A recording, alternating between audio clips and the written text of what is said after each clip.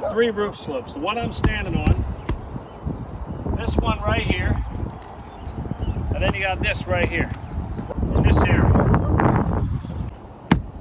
You got to install first, okay?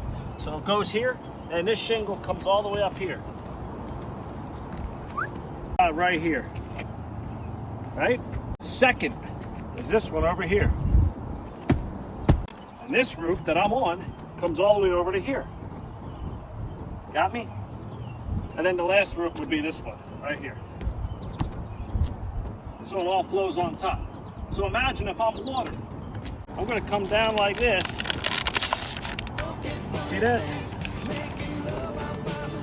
Again, that's if I am water. The closest thing you're gonna get to water, but I'm not water. And as you can see, top layer, second layer, first layer, that's how you do it. If you did one of these layers wrong, this is going to leak, and it's going to leak bad. This one is not going to leak, and the homeowner's glad. So just call Justin.